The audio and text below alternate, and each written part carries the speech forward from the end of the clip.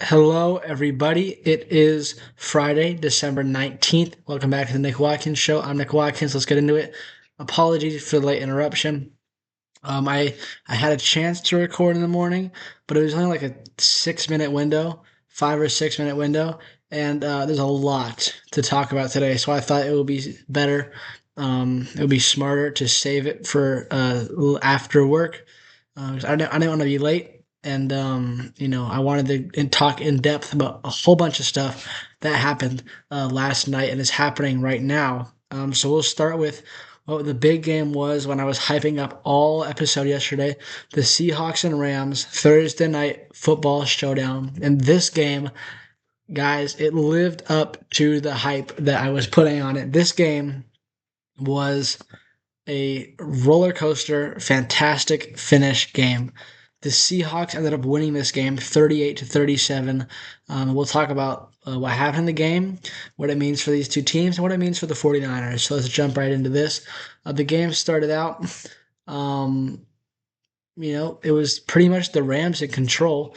The Seahawks won the first quarter 7-3, but the Rams outscored them 10-0 in the second quarter. And then the Rams came out firing in the third quarter, and they had a 10-point quarter that quarter as well, while the Seahawks only scored 7. So the Rams' biggest lead was 16 in this game. Sam Darnold, he threw, I believe it was 2 interceptions in this game. Yeah, he threw 2 picks in this game, one of which was on the goal or in goal to go situation. And there were a couple of turnovers by the Seahawks that prevented them from scoring. That was why the Rams were up by 16 in this game. That 16-point lead, lasted about halfway into the fourth quarter when a punt return by Rashid Shaheed, my friend group's meme player. Every friend group has a meme player, a player that's just hilarious for no reason and is just a meme. And in my friend group, that's Rashid Shaheed, and here he is on national TV making a big play with a punt return. He's a very good punt returner, very dangerous, explosive guy. Seahawks made a good move picking him up, and it paid off here with a punt return. And this punt return really it sparked the comeback for the Seahawks. So they went for 2 points and they got it, which is something that happened a couple times in this game. That would happen later. And then after the punt return for a touchdown, the Rams went 3-and-out. And in the fourth quarter, after they'd scored their last touchdown very early in the fourth quarter, they went 3-and-out a couple of times in a row before their final drive of the game. The Seahawks defense really turned it up. The Rams offense let off the gas pedal, and the Seahawks stormed back with a touchdown from A.J. Barner. And then this was where it went crazy. Okay, this was probably, not even an exaggeration, the craziest 2-point conversion in NFL history in terms of what happened and the magnitude and the scale of the game and the meaning behind it, like the importance of this 2-point conversion and how it happened, is the craziest 2-point conversion in NFL history. So what happened was Sam Darnold took the snap from the shotgun and he went to throw it. He went to throw a screen pass to Charbonnet. Or not, was it Charbonnet? It was Charbonnet. So Charbonnet was lined up, split out to the side, and Darnold, I believe, was alone in the backfield. Wait a second. So Darnold under center in the single back with Charbonnet out to the left, and Darnold went to throw a screen pass to him, and it bounced off of Jared Verse's head. Okay, and so it was deflected, incomplete pass is what they ruled it. But they took a look at it, and it turned out that Sam Darnold threw the pass ever so slightly backwards before it hit Verse's head. And by rule, that means it's a backward pass, is a fumble, and the fumble went off of Verse's head into the end zone, where Charbonnet just casually picked it up. The play was dead. Everyone was just walking back, and Charbonnet is like, you know what? I want to grab the football. Maybe I'll give it to the ref, be a nice guy. Maybe he just wanted to field the ball. Maybe he was a ball hog. I don't know. For whatever reason, Charbonnet walks into the end zone and picks up the football with nobody around him. And because of this, because it was a backwards pass, fumble into the end zone, it was ruled a successful 2-point conversion. And it was incredible. If you guys haven't seen the clip, go watch it. Go watch the full highlights of this game because like the last quarter of this game is some of the most entertaining football you'll see. Period. Okay, this was incredible. So then the Rams have the ball. Okay, it's been tied, or it is tied, and the Rams go on the field, 4-minute drive, set up a field goal for Mevis, who had not missed all year, and you can see where I'm going with this. He missed. He missed a 48-yard field goal. It was super weird because it looked like it was right down the middle, and then all of a sudden, the refs are waving their hands, no good, and you're like, wait, did that just miss? Because it looked like an optical illusion, and the announcers talked about it. I talked about it live when it was happening. I was like, wait, how did he miss that? It looked like it was going right down the middle, and then it just whoop. It was crazy. And he missed the field goal. So the game remained tied. The Seahawks couldn't do anything. The Rams couldn't do anything on the last possession. And then, overtime happened. So in overtime, the Rams started with the football. And the new overtime rules, the Josh Allen rule, if you will, is made it so a little hair there. Made it so every team gets a chance to have the ball. Every team gets a chance to score. So the Rams, with their possession, went down the field, and Puka Nacua scored a 41-yard touchdown of the catch, 22 yards after the catch. So it was, good bit of both. By the way, Puka Nacua had just a ridiculous game. 12 catches, 225 yards, and 2 touchdowns. Excuse me, Matthew Stafford, 457 yards. He had 3 touchdowns and no interceptions. It's the baller game from those two. They've been doing it all season long. They've been great. And on the other side, Sam Darnold, he was okay. Charbonnet and K9, Kenneth Walker, they were very good on the ground. And Jackson Smith-Njigba, despite having no catches in the first half, went 8 for 96. 8 for 96 with a touchdown. And we'll get to that touchdown. But Puka Nacua scored a touchdown, 41 yards, extra point and good. And the Seahawks, with their possession, they marched down the field and scored a touchdown to JSN. So then the Seahawks were left with a choice. With 3 minutes remaining in overtime, they could either kick the extra point, tie the game, and give the Rams the ball back with any score winning the game, playing for the tie, or they could go all in, 2-point conversion, win or lose based on this play. And it was just, do you want to risk that? They said yes. And they called their best play. Kirk Herbstreit said, it's time for your best 2-point conversion play. They called it. It was a little leak pass from the former 49er Eric Saubert. Darnold hit him.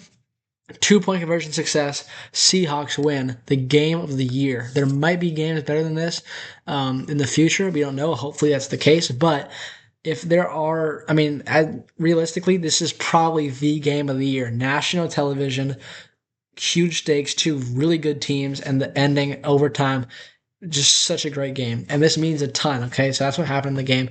What this means for the NFC West, there are huge implications here.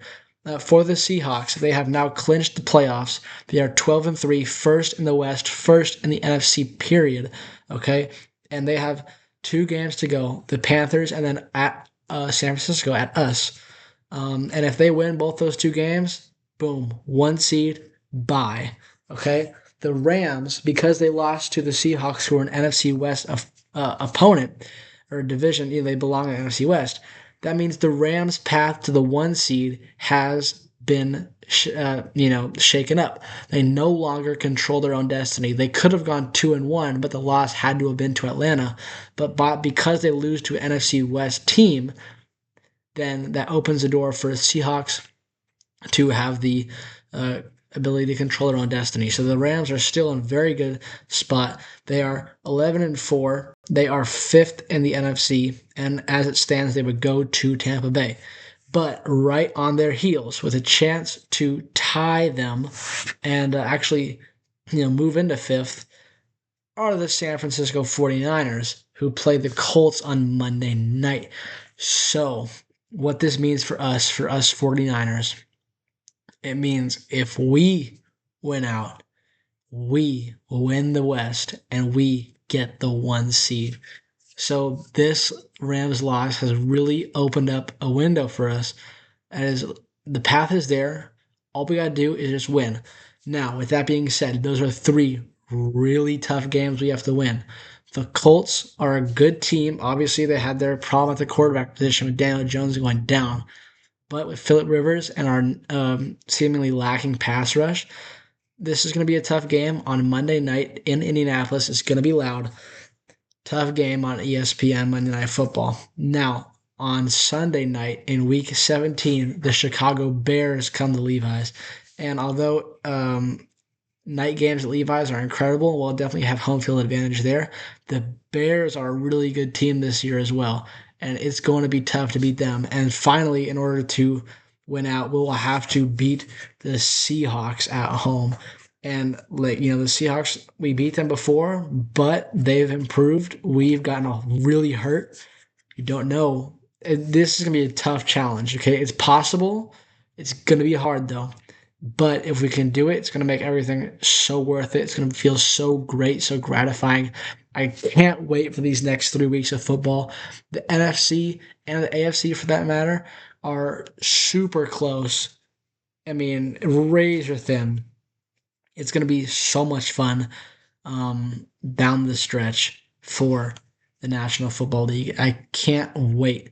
And I think one more point from this game before we move on to other stuff, already here 12 minutes in basically, is that Sam Darnold kind of had the narrative that he was not a clutch performer.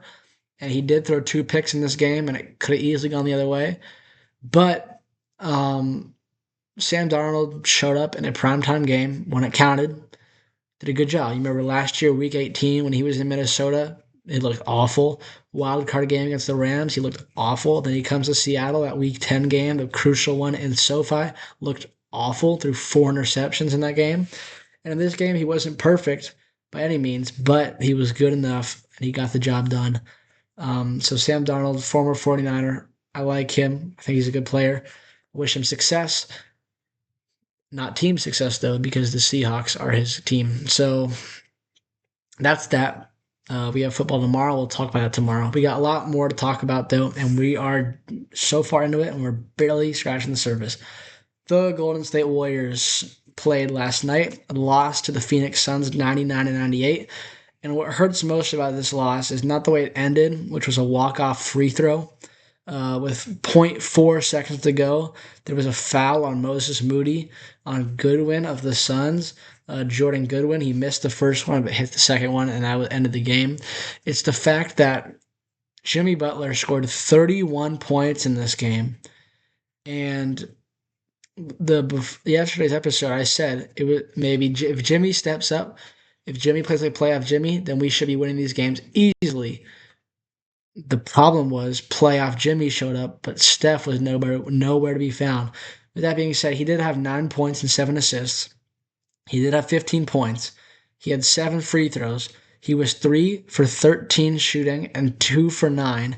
I don't know why this happened. Could it be because he was tired from carrying our team for the past 2 games? I don't know, but Jimmy stepped up. Pods played okay. Those are the two kind of Pods and Jimmy were kind of the 2 players that were looked at as kind of to blame for the mess we're in. Not really a mess, and whatever, but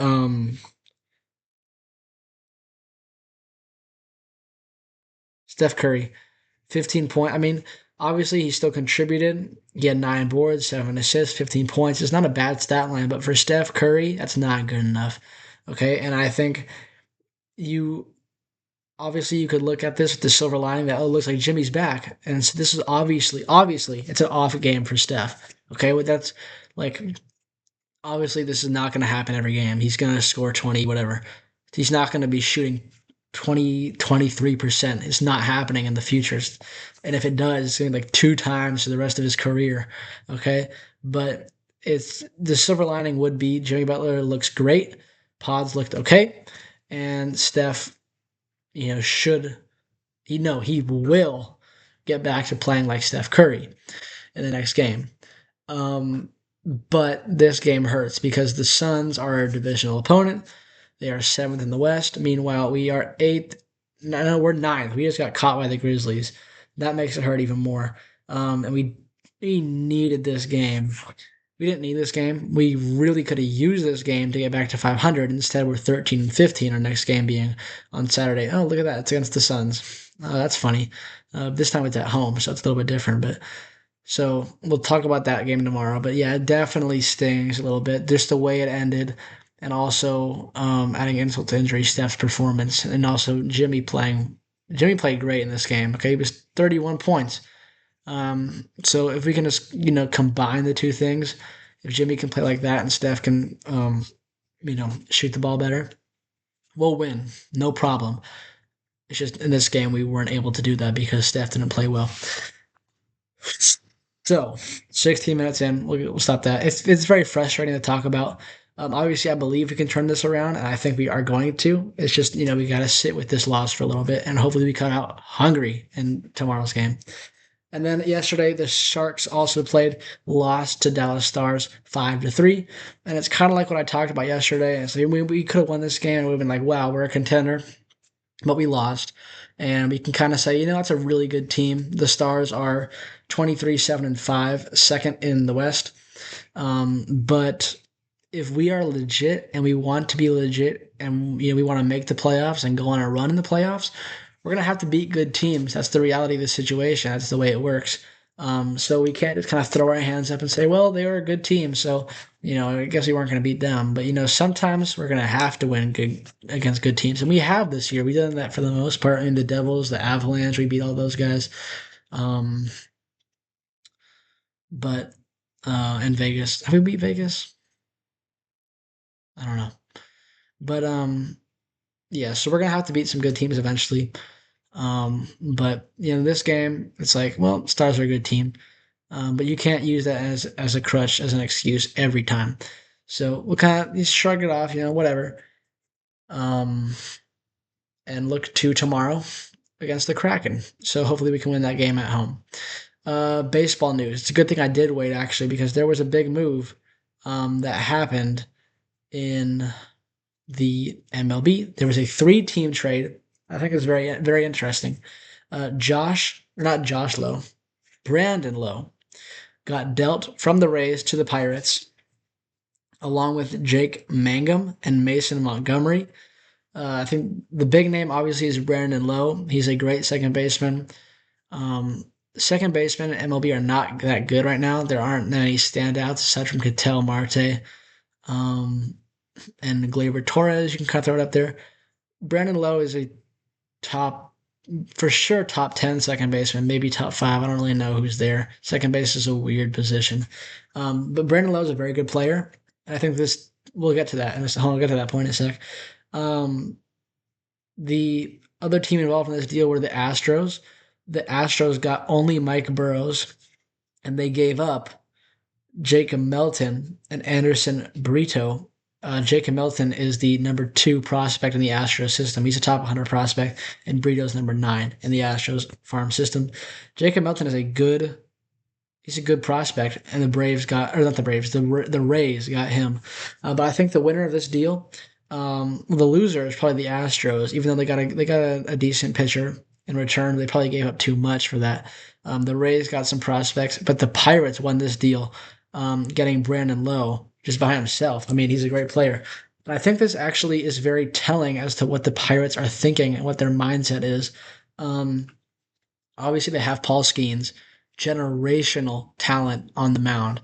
And what they're saying is, we're not going to sit around being bad, waiting for Skeens to either get traded or sign with somebody else. They're saying, while we have a generational talent, let's contend. Let's get pieces.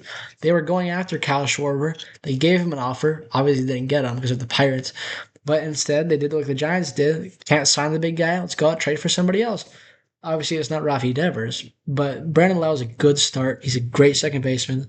And they have a couple pieces. They have Brian Reynolds. They have Lowe. They have They have a lot of pitching prospects, a lot of pitching depth, and they pulled from that with Burrows to um, try and get low. And they have a good rotation, and they added the second baseman. So obviously, this is nowhere near close enough to be contenders for the playoffs, even let alone World Series. But maybe they can do something with this. Maybe this is the start of a aggressive push for Pittsburgh, and I applaud them for doing this. I mean, while you have a guy like Paul Skeens, you should be contending. So um, I tip my cap to them for actually trying. Great. Okay. Now, last bit of information, already 20 minutes in, nobody's been watching at this point. Alabama, Oklahoma college football playoff starts today. Alabama number 9, Oklahoma number 8. It's the first round. I don't know who they'd play. Moving on, because it would be, let's see, 5. Okay, so the winner of this plays Texas Tech. No, wait. No, Indiana. The winner of this game plays Indiana. Yes, we did it. The winner of this game goes on to play number 1 Indiana. Obviously, I do not like Alabama. They're my least favorite team. I don't like Oklahoma much either. But as for prediction, these are both two similar teams. Oklahoma 10-2, Alabama 10-3. They only played one more game because of the championship, which they lost to Georgia. But they're both very similar teams. Both 6-1 at home, both 4-1 away. Alabama's offense is better, but Oklahoma's defense is better. So, prediction? I don't know. It's already going on. Alabama's up. So, I don't really have a prediction. I want to have a good game tonight. It's going on right now, so I'm going to end this so I can go watch that. Yeah, we got college football tomorrow. We got NFL tomorrow. We got basketball, football. Well, I already said football. Okay, we got college football, professional football, basketball, and hockey. That is happening tomorrow. It's going to be so much fun. It's going to be a great sports day tomorrow. Great sports weekend. Starting yesterday, this whole 5-day stretch is like, what? It's crazy. This is a sign. Me going like this is a sign to end the recording. So I think this is a great episode. I hope people actually watch this one because it was a lot of fun to record. I had a lot of good points. And hopefully somebody's watching this. So I'm going to stop this video and go upload it. And I will see you guys tomorrow. Have a great night.